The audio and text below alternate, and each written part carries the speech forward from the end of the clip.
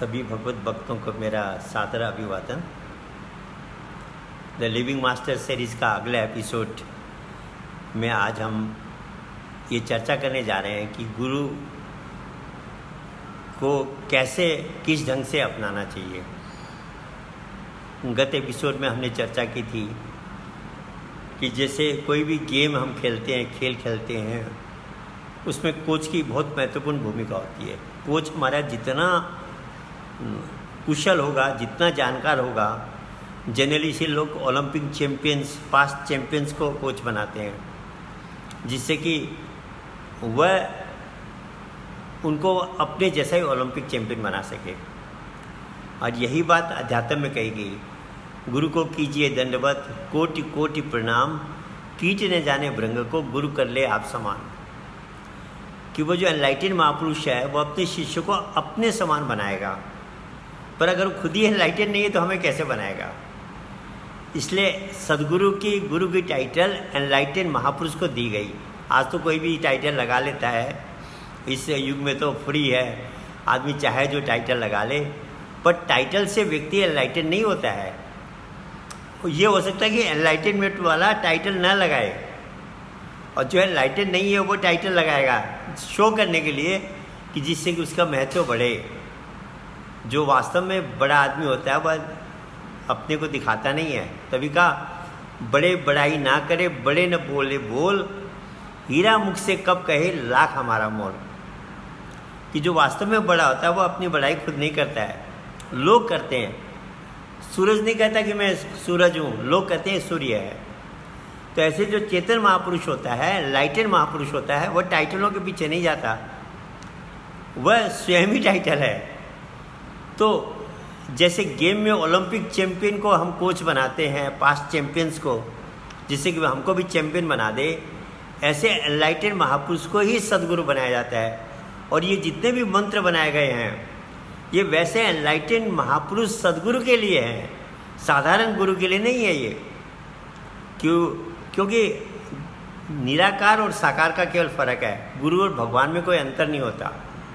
भगवान सर्वज्ञ है, सब कुछ जानता है, भगवान सर्वव्यापक है, कण कण में व्यापक है, और भगवान सर्वसमृद्ध भी है। तो जो समय का सद्गुरु होगा उसमें भी ये तीनों गुण होंगे।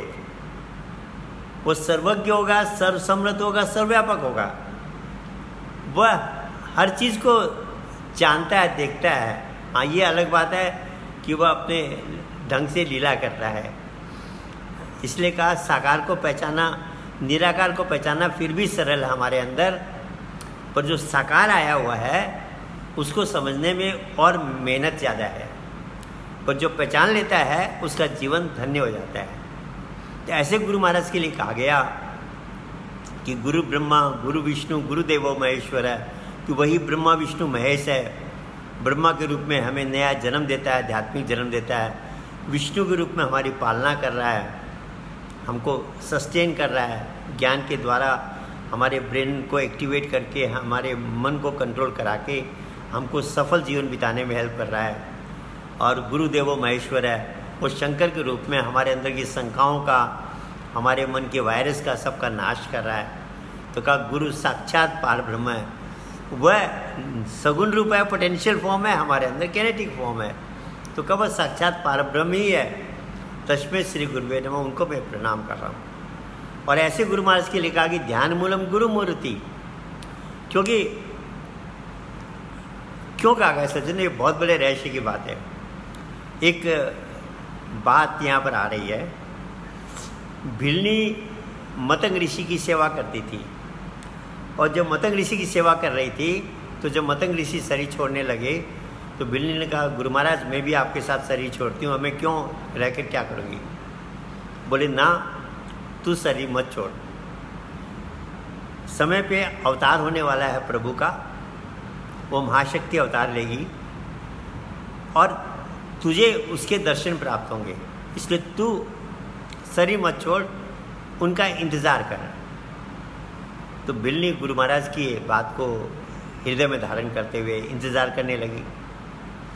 और जब भगवान राम जंगल में विचरण कर रहे थे,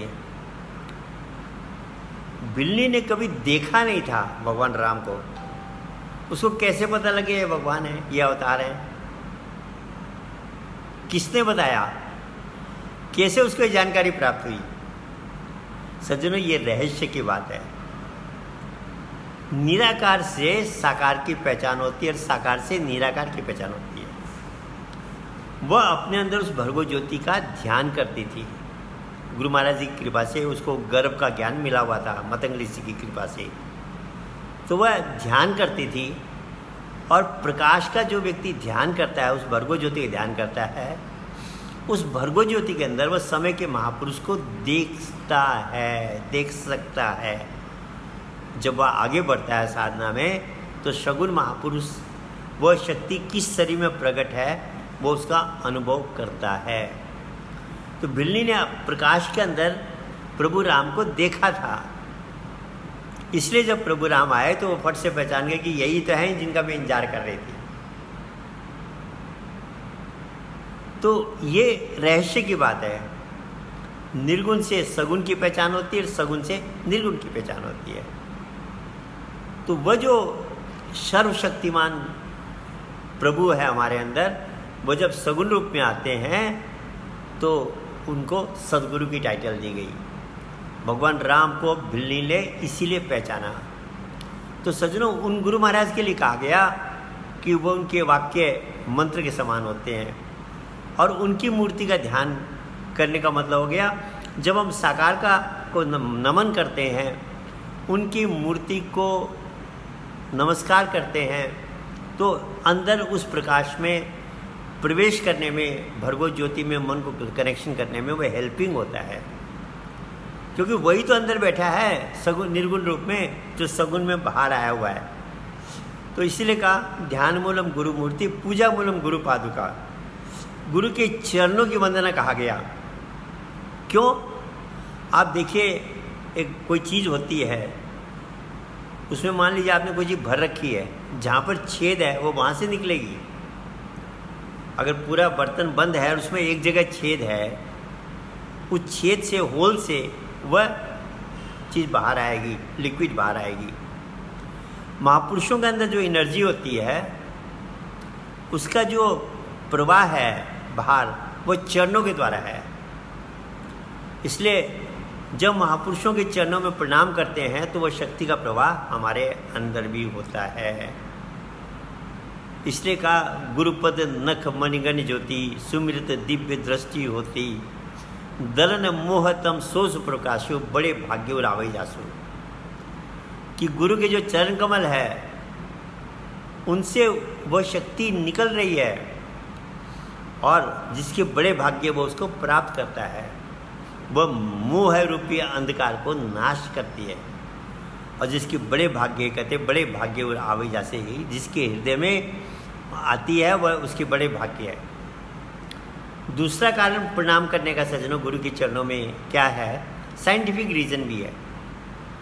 आपने पढ़ा होगा मैग्नेटिज्म का जो फॉर्मूला है, सिद्धांत है, उसमें कहा like poles repel, unlike poles attract. North pole और नॉर्थ पोल, किसी दो चुंबक के नॉर्थ पोल को नज़दीक लाएंगे तो एक दूसरे को फेंकेंगे दूर, नज़दीक नहीं आने देंगे। और नॉर्थ पोल और साउथ पोल को, उत्तरी ध्रुव दक्षिण ध्रुव के मैग्नेट के उसको लाएंगे तो तुरंत जुड़ जाएंगे। तो कहा गया हमारे शरीर में ये जो मस्तिष्क है, सहस्त्रदल कमल है, ये नॉर्थ पोल है, और नीचे हमारा जो चरण है वो साउथ पोल है।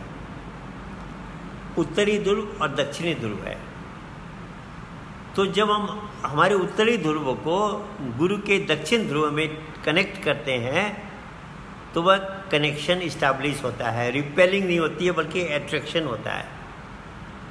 इसलिए कहा गुरु के चरणों में प्रणाम किया जाता है, जिससे उसके वह जो एनलाइटनमेंट प्राप्त किए महापुरुष की शक्ति है वह हमारे अंदर भी प्रवेश करे और हमारे मन को कंट्रोल करने में, साधना में हेल्प करे। इसलिए गुरु के चरणों के महत्व को दर्शाया गया कि गुरु महाराज जी के चरणों में जब व्यक्ति प्रणाम करता है तो उस शक्ति का प्रवाह होता है। कई लोग तो हिचकते हैं। आजकल तो लोग प्रणाम क्या कहते हैं, ऐसे हाथ से छूते हैं। अरे भैया, शक्ति का प्रवाह कैसे होगा जब तक ये मस्तिष्क, ये जो नॉर्थ पोल है साउथ पोल में कनेक्ट नहीं होगा, तब तक क्या कैसे होगा।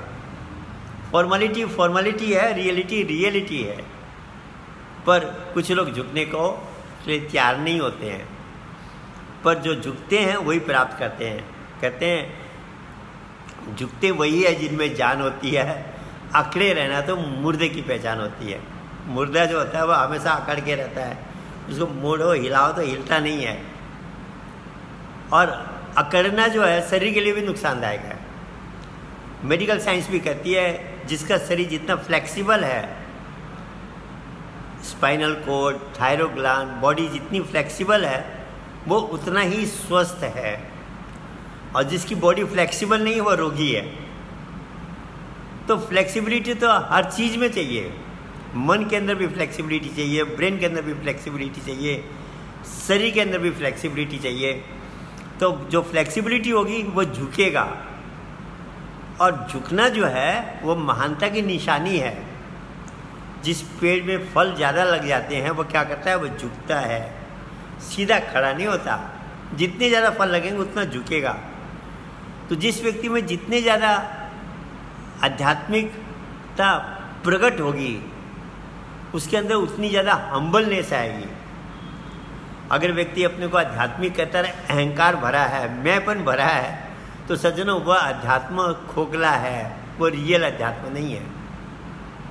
उसके मन में अहंकार का बहुत बड़ा वायरस है, और ऐसा व्यक्ति वास्तव में आध्यात्मिक ही नहीं है। तभी तो भगवान कृष्ण गीता में कहते हैं कि जिसका मन वश में नहीं, जिसके मन में वायरस है, वो ना जोगी है ना सन्यासी है, वह तो हाइपोक्राइट है, पाखंडी है।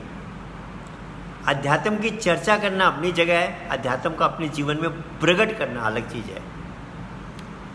कबीर साहब अनपढ़ थे पर उनके जीवन में अध्यात्म प्रकट था। रामकृष्ण परमहंस अनपढ़ थे पर उनके जीवन में अध्यात्म प्रकट था। अध्यात्म की बातें करना तो बड़ी बड़ी बातें कोई भी कर सकता है, पर जिसके जीवन में प्रकट होता है अध्यात्म, वही उसके अंदर हम्बलनेस होती है। क्योंकि ये मन के अंदर जो वायरस है, जो हम 5 तरह के वायरस कहते हैं, काम, क्रोध, लोभ, मोह, अहंकार, इसमें सबसे खतरनाक जो वायरस है वह अहंकार है, और वो समझ में भी नहीं आता। और वायरस तो समझ में आ जाते हुए मेरे अंदर क्रोध है, मेरे अंदर लोभ लालच है, मेरे अंदर किसी चीज़ के प्रति मोह है, ये बातें समझ में आ जाती है। मेरे अंदर कामनाएं हैं, ये भी समझ में आ जाता है। अहंकार समझ में नहीं आता। और अहंकार ऐसी चीज़ है, आध्यात्मिक बनने के बाद भी अहंकार और बढ़ सकता है। क्योंकि जब व्यक्ति साधना करता है, मेटाफिजिकल नॉलेज मिल गया, उसको गर्भ की साधना भी करने लगा। जैसे आप सफाई करते हैं तो पहले छोटी गंदगी पहले जाती है, जो बड़ा वायरस होता है वह थोड़ा देरी से जाता है।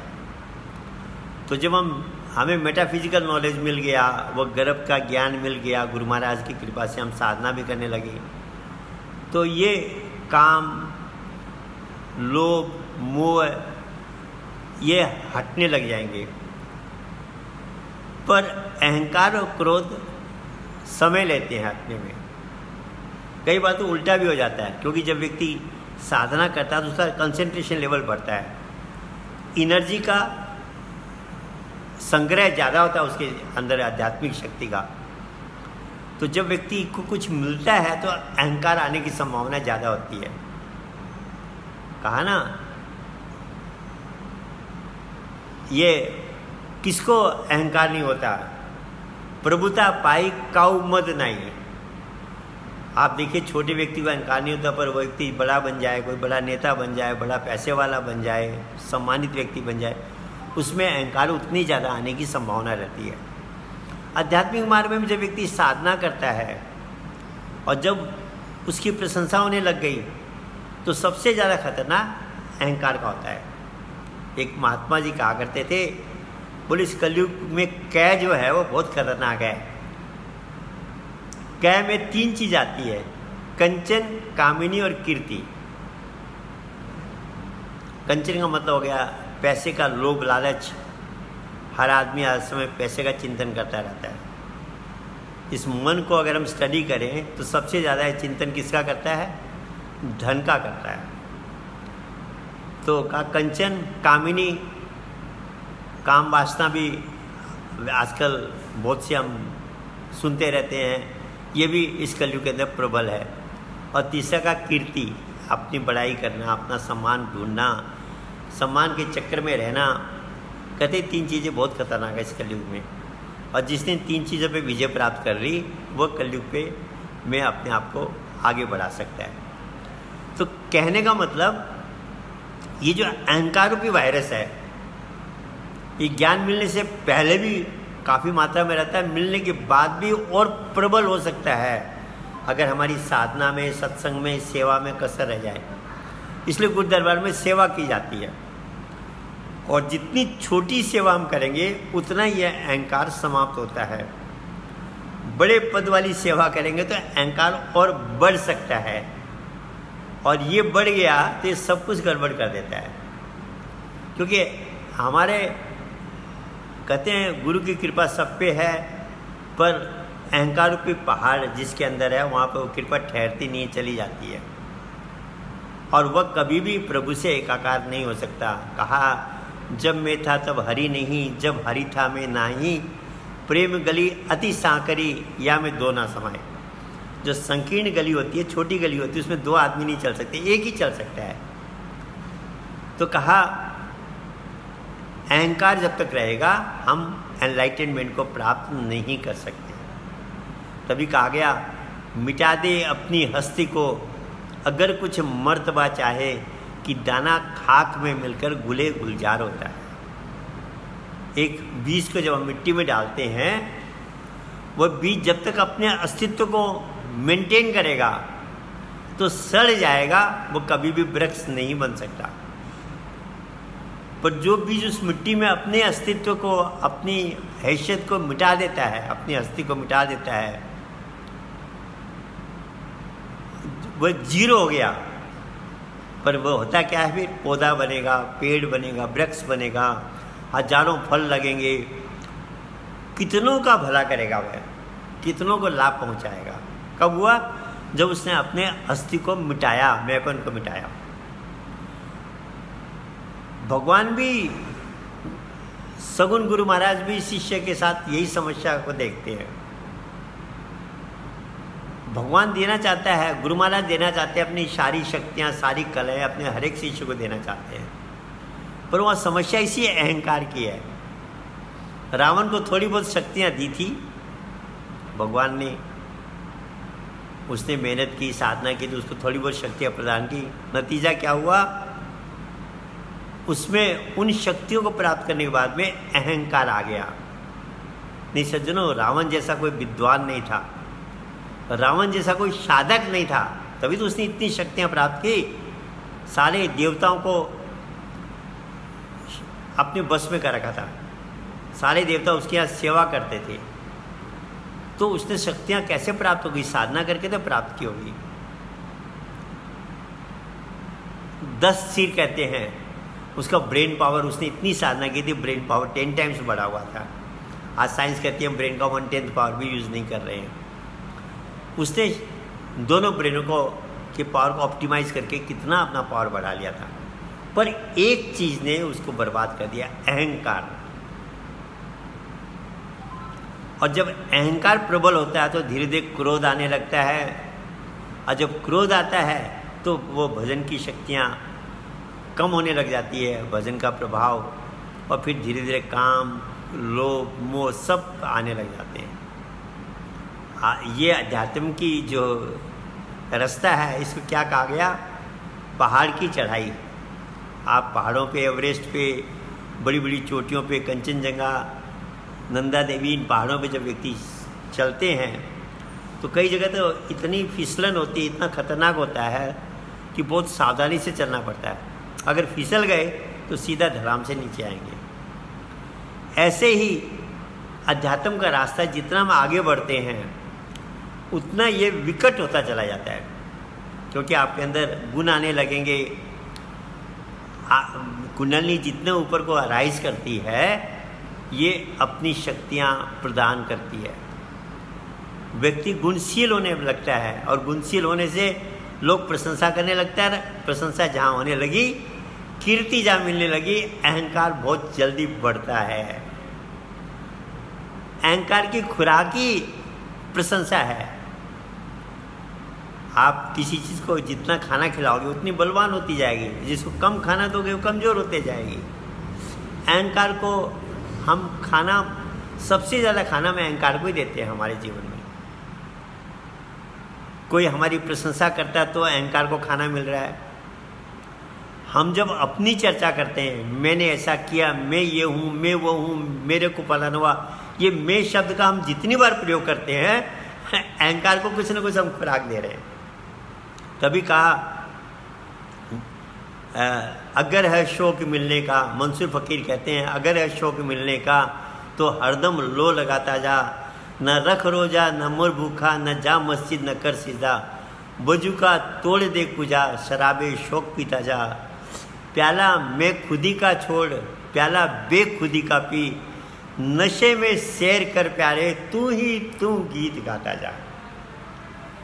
कहते हैं इस मैं के प्याले को छोड़ो, मैं ये हूँ। और एक्चुअली अगर हम साइंटिफिक एंगल से देखें तो मैं का अस्तित्व ही नहीं है। मैं हम है ही नहीं। ये जो मैं हम बोल रहे हैं, हम बोल ही नहीं रहे। कौन बोल रहा है? अगर हम टेक्निकली स्टडी करें, मन रूपी सॉफ्टवेयर, ब्रेन रूपी हार्डवेयर, ये दोनों मिलकर सारा काम कर रहे हैं। जो मैं शक्ति है, जो आत्मा है, जो हमारे हम हैं, वो तो बैठी इसमें देख रही है खाली। तो मैंने ऐसा किया, मैंने वैसा किया, ये तो कंप्यूटर काम कर रहा है। और इससे मन के अंदर वायरस बढ़ता जाता है अहंकार का। और यही तो खेल है। हार गए मन से तो हार गए, जीत गए मन को तो बाजी जीत गए। और जीतने के लिए इसको, इसके अंदर के वायरस खत्म करने पड़ेंगे। उसके लिए कोच चाहिए इस गेम को जीतने के लिए, और वो समय के महापुरुष, एनलाइटेंड महापुरुष सदगुरु महाराज होते हैं। तो कहा उनके लिए कहा ध्यान मूलम गुरु मूर्ति, पूजा मूलम गुरु पादुका, कि उनके चरणों से हम एनर्जी प्राप्त करें। मंत्र मूलम गुरुर वाक्यम, बहुत इंपॉर्टेंट बात है ये समझ में नहीं आती। जो एनलाइटेंड महापुरुष होता है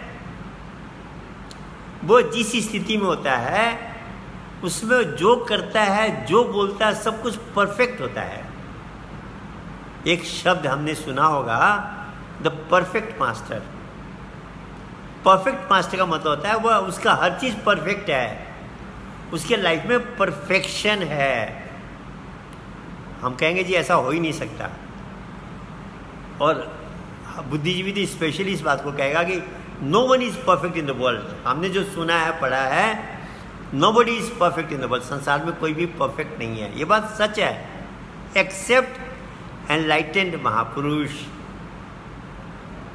वह परफेक्ट मास्टर होता है, उसका हर एक्शन परफेक्ट होता है, उसकी हर बात परफेक्ट होती है। वह जो कुछ बोलता है, जो कुछ करता है, सब परफेक्ट होता है। और सज्जनों, ऐसा महापुरुष होता है। रामायण में एक चौपाई है इसी के लिए कि समर्थ को नहीं दोष गुसाई, कि जो समर्थ है उसको दोष लगता ही नहीं है। क्यों नहीं लगता है? समर्थ का मतलब वह है जो गलती करता ही नहीं है। आप कहिए ऐसा कैसे हो सकता? होता है। जो समर्थ होता है उससे मिस्टेक होती नहीं है, उसके सारे एक्शन परफेक्ट होते हैं। भगवान कृष्ण गीता में तो यही तो कहते हैं कि हे अर्जुन, मैं जब संसार में प्रकट होता हूँ तो सारी सृष्टि, सारी शक्तियाँ, माया, सब कुछ मेरे अधीन होती है। मैं चाहे जो कर सकता हूँ, पर फिर भी मैं जो नियम मैंने बनाए हैं संसार में, द लॉ ऑफ कर्मा, मैं स्वयं भी उसके हिसाब से काम करता हूँ। तो कुछ लोग मेरे को व्यक्ति समझने लग जाते हैं, भूल जाते हैं कि मैं उस निराकार का साकार स्वरूप हूँ। और वही जन्म मरण के बंधन में बढ़ते हैं, वही 84 में चक्कर काटते हैं, मेरे को पहचान नहीं पाते हैं। तो जो परफेक्ट मास्टर होता है वो परफेक्ट होता है। साइंस ने पहले 4 वेव्स का पता लगाया कि ब्रेन में 4 वेव्स होती है, डेल्टा, थीटा, अल्फा और बीटा, जिसकी चर्चा हम लोग कई बार कर भी चुके हैं। जब साइंस में प्रगति हुई तो साइंस ने एक 5वीं वेव का पता लगाया है, जिसको साइंस कहती है गामा वेव्स। अलग स्पीड, अलग तरह की वेव आई है। इन 4 वेव से, तरंगों से भिन्न तरंग है। कहते वह जिसमें प्रकट होती है उसके सारे एक्शन, सारी बातें विचित्र हो जाती है। साइंस कहती है इस बात को। उसके ब्रेन के सारे जो फंक्शन है एक साथ काम करते हैं। और कहा वह किस में प्रकट होती है? कहते डीप मेडिटेशन करने वाले एनलाइटेंड महापुरुष में प्रकट होती है। सजनों, धीरे धीरे साइंस भी अध्यात्म की बहुत सी बातों को स्वीकार करती जा रही है। तो जो समर्थ महापुरुष होता है, एनलाइटेंड महापुरुष होता है, वह उस स्थिति में होता है। उसके हर एक्शन परफेक्ट होते हैं, हर बात परफेक्ट होती है। वह जब जो कहेगा मुंह से, वह अगर हमने उसका पालन किया तो हमारा भला ही भला होता है। लॉजिकल ब्रेन उस समय यह कहे कि ये तो गुरु महाराज ने कहा पर यह सही नहीं है, पर वह हमारे लॉजिकल ब्रेन की कमजोरी है। क्योंकि लॉजिकल ब्रेन उस स्टेज में नहीं है जिस स्टेज में वह जो एनलाइटेंड महापुरुष होता है।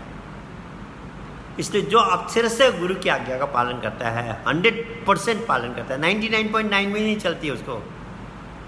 क्योंकि अध्यात्म में एक बहुत बड़ा शब्द है जिसको हम समर्पण कहते हैं।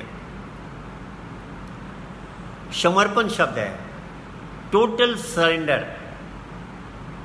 तो जो महापुरुष होता है उसको 100% सरेंडर चाहिए, और वो हम 100% नहीं करेंगे तो हम प्राप्त भी नहीं कर पाएंगे। हम गाड़ी में बैठते हैं, ड्राइवर को 100% समर्पण करते हैं। ये नहीं कहते भाई तू बाएं काट, अब दाहिने काटा रहे, अरे सामने आ रहा है जरा देख। कहेंगे तो ड्राइवर कहेगा तुम मेरी गाड़ी से उतर जाओ, वो अपनी बस से उतार देगा, कहेगा मैं चला रहा हूँ, तुम बैठ के आराम से बैठो।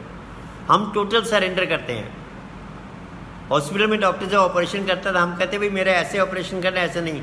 हम टोटल सरेंडर करते हैं। वो बेहोश करके अपनी मर्जी से करता है ऑपरेशन। ऐसे अगर हमको असली गुरु महाराज मिल गए सचिन, ये बहुत खतरनाक बात है। नकली गुरुओं की भरमार है संसार में। गली गली गुरु फिरत है, कंठी माला देत, और कोई धंधा नहीं द्रव्य कमाने। कोई अपनी प्रशंसा के चक्कर में, कोई पैसे के चक्कर में गुरु बने हुए हैं। एक्चुअली जब तक हम एनलाइटनमेंट को प्राप्त नहीं हो जाएं, तब तक हम गुरु कहलाने के अधिकारी नहीं है। एक डॉक्टर जब तक MS पास नहीं करता वो अपने को सर्जन नहीं कह सकता, वह अरेस्ट हो जाएगा। पर गुरु की टाइटल तो जो भी लगा लेता है। एक्चुअली गुरु की टाइटल उस एनलाइटेंड महापुरुष के लिए होती है जो सर्वसमर्थ होता है, जो उस स्थिति में होता है जहाँ उसके हर एक्शन परफेक्ट होते हैं, हर शब्द परफेक्ट होता है। वो अगर चलते चलते भी 10 आज्ञा दे दी उसने, 10 राइट होती है। वो सोच के नहीं, उसका ऑटोमेटिक सिस्टम में काम होता है। मशीनें भी होती है ना, मैनुअल और ऑटोमेटिक। ऑटोमेटिक मशीन जितना अच्छा काम करती है मैनुअल नहीं करती। वो ऑटोमेटिक सिस्टम में रहता है और उसकी हर बात परफेक्ट होती है। तभी का मंत्र मूलम गुरुर वाक्यम। उनके शब्दों को जो शिष्य 100% एक्सेप्ट करता है, उसकी इच्छा के अनुकूल है, उसकी सोच के विपरीत है, कोई मतलब नहीं। आज्ञा आज्ञा है। और जिसने इस बात को 100% एक्सेप्ट कर लिया और उसी के लिए कहा मोक्ष मूलम गुरु कृपा। ऐसे शिष्य पे ही, ऐसे डिवोटी पे गुरु महाराज कृपा करते हैं और वह कृपा मोक्ष की प्राप्ति कराती है। क्योंकि सज्जनों, गुरु बाहर भी बैठा है, अंदर भी बैठा है। कहते नाम ही गुरु महाराज हैं निर्गुण रूप में। तभी कहा कबीर ने, लाख कोस जो गुरु बसे हो, दीजो सुरति पठाए, शब्द तुरी अश्वार है पल पल आवाजात। ये शब्द ही कनेक्ट करता है सगुण ब्रह्म से। ये निर्गुण रूप में हमारे अंदर है, ये कनेक्ट करवाता है। रामायण में और स्पष्ट कहा है, अगुण सगुण बिच नाम सुसाखी, अगुण शगुन बिच नाम सुसाखी, उभय प्रबोधक चतुर्दुभाषी। कि निर्गुण भगवान और शगुन भगवान में कनेक्शन कराने वाला दो भाषा इंटरप्रेटर कौन है? नाम है। और दोनों का पहचान कराता है। अंदर निराकार की पहचान करता है, बाहर साकार की। अंदर प्रकाश रूप में भर्गो ज्योति को अंदर प्रकट करवाता है, करता है, उसका अनुभव कराता है। और बाहर ये सगुण महापुरुष हैं, उनसे कनेक्शन कराता है। तो गुरु से कनेक्शन थ्रू नाम शिष्य करता है। तो कहा इसलिए गुरु अंतर्यामी होते हैं, हमारे अंदर भी बैठे भी होते हैं। वह सब कुछ रीड करते हैं। यह अलग बात है कि वह लीला करते हैं, अपने हिसाब से काम करते हैं। तो ऐसे का मोक्ष मूलम गुरु कृपा। जब हम बाहर से उनको प्रश्न करेंगे, उनकी आज्ञा में रहेंगे, सेवा करेंगे, क्योंकि सेवा बहुत बड़ा महत्व रखती है। सेवा के ऊपर हम कभी चर्चा अलग से करेंगे। सेवा क्या है, कैसी होनी चाहिए, इसका महत्व क्या है, इस प्रश्न को आज नहीं ले पाएंगे। पर जो सेवा से अपने गुरु को अपने कर्म से, अपने कार्यों से प्रसन्न कर लेता है और अहंकार को अपने अंदर समाप्त करता है, हम्बलनेस जिसके जीवन में होती है, छोटा बन के रहता है। नानक नन्ही रहियो जैसे नन्ही दूब, और घास सब कट गए दूब खूब की खूब। जो छोटा रहता है वह हमेशा रहेगा, जो बड़े बनने की कोशिश करता है वही गड़बड़ होता है।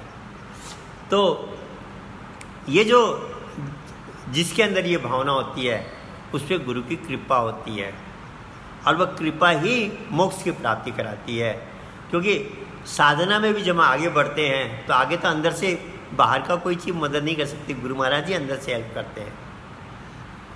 जब विकट स्थिति होती है, अंदर की प्रॉब्लम, बाहर की प्रॉब्लम जब विकट हो जाती है, तो वहाँ सहारा सगुण महापुरुष गुरु महाराज ही देते हैं। एक छोटी सा कथा सुना के मैं समाप्त करूँगा। एक ने कहा, गुरु महाराज आपने मेरा दुख में कब कब साथ दिया। तो एक दृश्य था कि बालू में दो पाँव थे, एक पाँव और दूसरा पाँव। तो कहा ये शिष्य का पाँव है, ये गुरु महाराज का पाँव है। गुरु महाराज ने कहा देख तेरा पाँव भी, मैं तेरे साथ साथ चलता हूँ। जो मेरा असली शिष्य होता है मैं उसके साथ रहता हूँ। आगे जब उसके लाइफ में प्रॉब्लम आई तो उस समय एक ही पाँव दिखाई दिया, दूसरा पाँव दिखाई नहीं दिया। तो उसने कहा गुरु महाराज जब मेरा दुख का समय आया तब तो आपने मेरा साथ छोड़ दिया, तो मुझे अकेले सारा संघर्ष करना पड़ा। गुरु महाराज ने कहा भाई ऐसा नहीं है, जब तू ज़्यादा प्रॉब्लम में आया तो अपने आप को संभाल ही नहीं पा रहा था, चल ही नहीं पा रहा था, तब मैंने तुमको गोदी उठाया। ये मेरे चरण है, तेरे चरण नहीं है। और सज्जनों ऐसा होता है, जो शिष्य का गुरु के प्रति समर्पण होता है, उसका अगर उसके गुरु महाराज जी परफेक्ट महापुरुष है, तो जो विकट स्थिति में आते हैं वह अंदर नाम के द्वारा उसको टोटली संभालते हैं। उसको डिप्रेशन में नहीं जाने देंगे, टेंशन में नहीं जाने देंगे, और उसको इंट्यूशंस के द्वारा उसको हेल्प करते हुए और उसको मार्ग से, दुख से, संघर्ष, समस्या से निकाल देते हैं। ऐसा भक्तों के जीवन में होता है, ऐसा गुरु महाराज के भक्तों ने अनुभव किया है। प्रॉब्लम हर एक के लाइफ में आती है, दुख समस्या हर एक के जीवन में आएगी, पर वो समस्या टेंशन न दे, डिप्रेशन न दे, शरीर को, दिमाग को बर्बाद न कर दे और उससे निकल जाए। ये उस भक्त के ऊपर कोई ईजी हो जाता है जिसके साथ गुरु महाराज जी होते हैं। तो गुरु की कृपा बाहर भौतिक जगत में भी हेल्प करती है, आध्यात्मिक जगत में भी हेल्प करती है, और वही निर्गुण रूप में हमको अंदर हेल्प करते हुए मोक्ष तक पहुंचाते हैं। तो सज्जनों, ये बहुत महत्वपूर्ण मंत्र था कि ध्यान मूलम गुरु मूर्ति, पूजा मूलम गुरु पादुका, मंत्र मूलम गुरु वाक्य, मोक्ष मूलम गुरु कृपा। अब कृपा कैसे प्राप्त होती है ये तो समझ में आ गया कि गुरु कृपा से ही सब कुछ होगा, पर गुरु महाराज की कृपा कैसे प्राप्त की जाती है, इसमें सेवा का क्या रोल है, ये हम अगले एपिसोड में चर्चा करेंगे। क्योंकि घड़ी टिक टिक दिखा रही है। सबको मेरा सादर अभिवादन, नमस्कार।